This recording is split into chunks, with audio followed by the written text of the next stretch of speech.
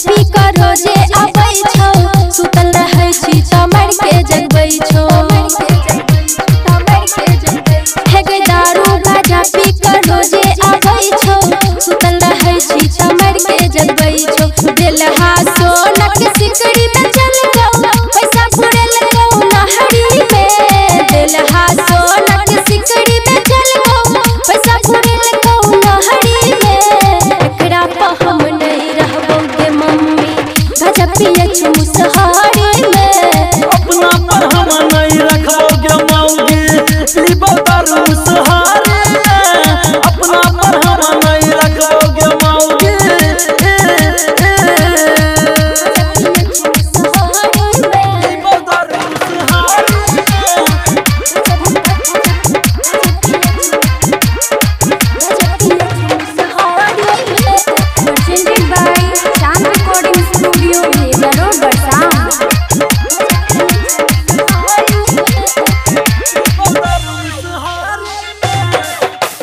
कहियो ने माने छौ अपन जनाना, एही टेंशन से निक लागे ने खाना।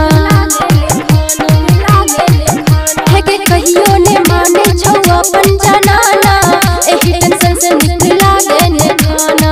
माये लगा के गाय पढ़ै छौ, रहन छौ ई बाहरी में। माये लगा के गाय पढ़ै छौ, रहन छौ ई बाहरी में। एकरा पर हम नहीं रहबो गे मम्मी, गाजा पिए छी मुसहरी में। अपना पर हम नहीं रखबो गे मौगी, पीबो गाजा मुसहरी में। अपना पर हम नहीं रखबो गे मौगी। गाजा पिए छी मुसहरी में, पीबो दारू मुसहरी में। गाजा पिए छी मुसहरी में। Presented by Sound Recording Studio, Meza Road, Barsam।